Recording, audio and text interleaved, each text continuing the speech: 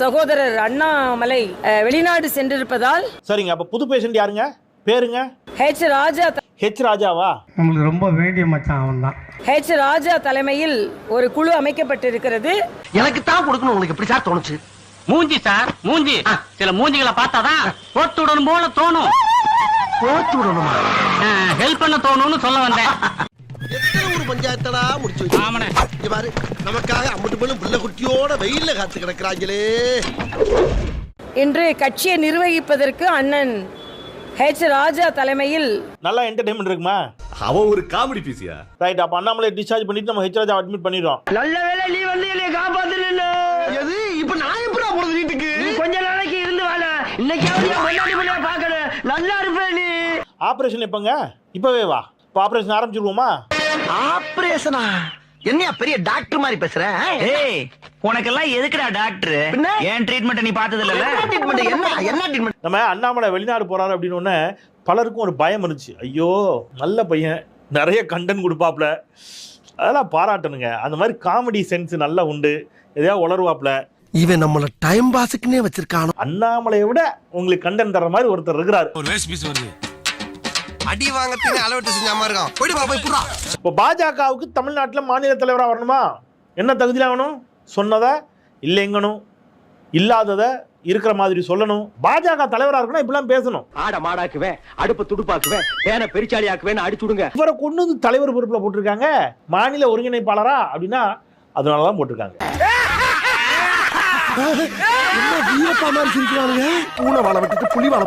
Sir வேற ஏதாவது qualification அவருக்கு இருக்கான்னா இன்னொரு முக்கியமான குவாலிஃபிகேஷன் இருக்கு ஹெச் ராஜாவுக்கு. நீதிமன்றம் சமீபத்தில் சொல்லிச்சு, இவரை கூட்டிட்டு போய் மனநல பரிசோதனை செய்து வாருங்கள் அப்படின்னு. நீ பைத்தியம் இல்ல? ஏனென்றால் பாரதிய ஜனதா கட்சி இப்பொழுது உறுப்பினர் சேர்க்கை நடைபெற்றுக் கொண்டிருக்கிறது. நாய் பிடிக்கிற வேற ஒண்ணு வாடகைக்கு எடுக்கிறோம். ஒரு 4 தெருவே 2 பேரும் சேர்ந்து லோ சுத்துறோம். நறுக்கா 9 பேரை செலக்ட் பண்ணி தூக்குறோம், ஜெயிக்கிறோம். அதில் 1 கோடி உறுப்பினர்களை சேர்க்க வேண்டும் என்ற எண்ணத்தோடு நாங்கள் பணியாற்றி கொண்டிருக்கிறோம். இருந்தாலும் உனக்கு இந்த குழு அண்ணாமலை அவர்களையும் தொடர்பு கொண்டு கட்சியின் மையக்குழுவோடு இணைந்து பணியாற்ற வேண்டும் என்று பணித்து இருக்கிறார்கள். ஒட்டு மொத்தமா குளத்துக்குள்ள இறங்கி குளத்தை கெடுத்துறாதீங்கடா. கலைஞர் நூற்றாண்டு 10 கோடி தமிழ் பேசக்கூடிய இருக்காங்க, 25,000 பேர் தான் சமஸ்கிருதம் பேசுறது இருக்காங்க. அதனால புதிய கல்விக் கொள்கை எந்த காரணத்துக்கும் மக்களுக்கு ஏற்படுது இல்ல. புதிய கல்விக் கொள்கை சமஸ்கிருதத்தை மாத்திரம் பேசல. மரியாதைக்குரிய பாரத பிரதமர் தமிழ் மொழிக்கு கொடுத்திருக்கின்ற மரியாதையை போல இத சொன்னோன்னு உங்களுக்கு மூஞ்சில காரி துப்பலான்னு தோணல? துப்பணும் போல இருக்கு. வேணாங்கப்பா, விட்டுருங்க. இங்கே உள்ளவர்கள் கூட கொடுக்கவில்லை என்பதுதான் எனது கருத்து. தமிழ்நாட்டை கூறு போட நினைக்கிற நீங்க எல்லாம் தமிழின ஒற்றுமைக்காக பாடுபடுறீங்கல்ல? இன்னொரு மொழி கற்றுக்கொள்வதால் தமிழ் மொழியின் மாண்பு குறைக்கப்படவில்லை. தமிழ் தான் நமது உயிர், தமிழ் தான் நமது வாழ்வு, தமிழ் தான் நமது வாழ்க்கை, தமிழ் தான் நமக்கு எல்லாமே கொடுத்திருக்கிறது. தமிழ்ல இவங்க தண்ணி ஊத்தியா வளர்க்குறாங்க, அதை மிதிக்காம இருந்தா போதாதா? நம் ஊனோடும் உயிரோடும் இருப்பது தமிழ் தான். ஆனா இன்னொரு மொழியை பற்றி கற்றுக்கொள்வதில் அந்த தமிழ் தாய் நிச்சயமாக மறுக்க மாட்டாள் என்பதை நாம் புரிந்து கொள்ள வேண்டும். அத்தை மகள் தமிழ் இருக்க, ஆசை நாயகி ஆங்கிலம் இருக்க, ஊர் தேவிடியா இந்தி எதுக்கு? பாலியல் ரீதியான துன்புறுத்தல்கள் இந்தியாவில் எந்த மூலையில் இருந்தாலும் அது எதிர்க்கப்பட வேண்டும். பெண்கள் காப்பாற்றப்பட வேண்டும். எல்லா துறையிலும் பெண்கள் காப்பாற்றப்பட வேண்டும். மூஞ்சி மட்டும் தான் வேலை செய்து, மத்ததெல்லாம் அப்படியே இருக்கு. நான் வரும்போது இன்னொரு தகவலை சொன்னாங்க. நீ சேர்த்ததுக்கு அப்புறம் சேவிங் பண்ணிட்டு போதீங்கணுமா? தம்பி விஜய் கட்சி ஆரம்பித்திருக்கிறார். இன்னைக்கு ஷிரடி கோயிலுக்கு போயிருக்கிறார்.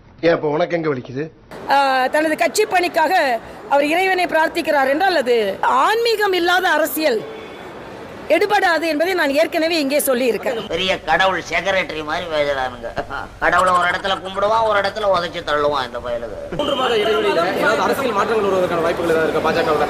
ஏன்னா ஏற்கனவே இடம் சரியில்லை, கிளம்பிட வேண்டியதான். கூட்டத்துல பச்சை சட்டக்கார எஸ்கேப் ஆகுறான். போனா ரத்தம் கட்டிச்சாவா? எங்க போறீங்க? இருங்க, பஞ்சாயத்து முடிச்சு என்னப்பா?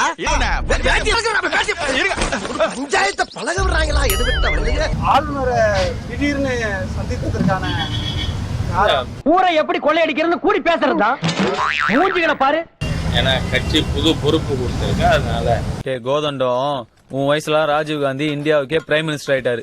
நீ என்னடானா இங்க தட்டின்னு இருக்க தருதல. போ, போய் டீ சொல்லு போ. அவருடைய வாழ்த்துக்களை பெற மரியாதை நிமித்தமா சந்தித்தேன், வாழ்த்தினார், வந்திருக்கு. நீங்க முதல்ல பதவி ஏத்த உடனே இவர் அயல் நாட்டு அதிபர் செலவிய இவர்கிட்ட கொடுத்து இவரு சோதனை பண்றாரு. 1.5 மணி நேரம் தமிழக அரசியல் விவகாரம். இல்ல நான் தான் சொல்றேனே, ஆளுநர் அவர்களுடன் நான் பேசியதில் வெளியில் தெரிவிப்பதற்கு ஒன்றுமில்லை. கொஞ்சம் சொல்லேன்ப்பா ஏன்னு. அதெல்லாம் ரகசியம் சொல்றதுக்கு இல்ல. பாஜகவுடைய கட்சி பணிக்கான முக்கியத்துவம் அடுத்து எப்படி இருக்கும் சார்? கேள்வியே தப்பு. முதல்ல நான் என்ன பண்ணிக்குவேன்னு கேளு. சைடுல சுஸ் பேங்க்ல ஒரு 50 கோடி என்னது பணம் தான். இதெல்லாம் போக மீதி கஜானாவில ஏதாவது பணம் இருந்தா நாட்டு மக்களுக்கு ஏதாவது செய்யலாமான்னு சிந்திப்பேன். ஆல் இந்தியா லெவல்ல ஒரு பூத்துக்கு 200 பேர் சேர்க்கணும் அப்படிங்கறது டார்கெட் கொடுக்கப்பட்டிருக்கு. எங்க அப்புறம் நீங்க ஊருக்கு போறேன். ஊர்ல போய் என்னத்த பண்ண போறீங்க? இல்ல வேற எங்கயாவது போய் இறங்கு போ. அதற்கு பிறகு அன்றாடம் மக்களை பாதிக்கின்ற விஷயங்கள் பாரதிய ஜனதா கட்சி எடுத்துக்கொண்டு அதற்கான மக்களிடம் எடுத்து செல்வது ஆகிய பணிகள்ல நாம ஈடுபடும். இந்த காசை ஜனங்களுக்கு என்னங்க செய்யும்? ஒண்ணும் செய்யாது. சந்தா மட்டும் வாங்கும். நேற்றுக்கு கூட மாண்புமிகு பிரதமர் அவர்கள் ரயில்வே துறையில் மட்டும் இந்த பட்ஜெட்ல 6000 கோடிக்கு மேல் தமிழகத்திற்கு ஒதுக்கப்பட்டிருக்கிறது என்பதை ஸ்பெசிஃபை பண்ணியிருக்கார். யாரு? நானு. நீ வேற தெரியாம பேசிட்டு.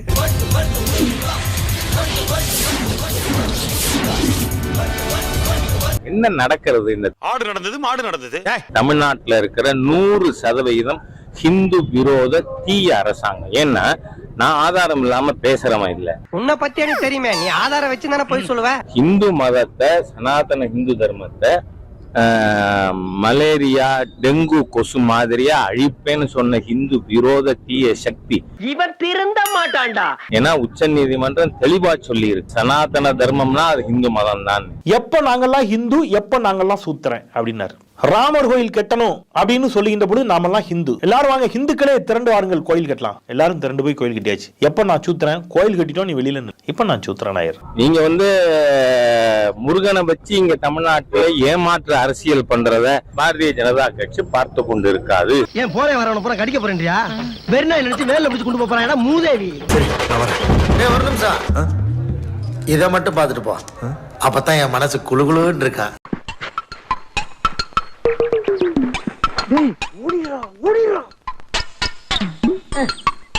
டேய் இருடா, அவசரப்படாத.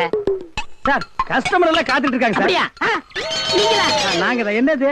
கயிறு போட்டு விளையாண்டுட்டு இருக்கேன். என் கடை இளநீல நீங்க கயிறு போட்டு விளையாடுறதா? எந்திரா டேய். ஐயோ, இதுதான் சிங்கப்பூர் இளநியா? ஏண்டா குறுக்கு சந்தில என் இளநிய கயிறு போட்டு எடுத்து தனியா கடை வேற போட ஆரம்பிச்சிட்டீங்க இல்ல? ஸ்டார்ட் பண்ணு.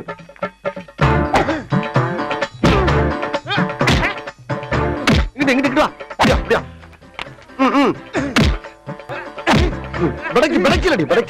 மண்டல மட்டும் அடிச்சிடாத, குலக்கேசல் உள்ள போயிருவேன்.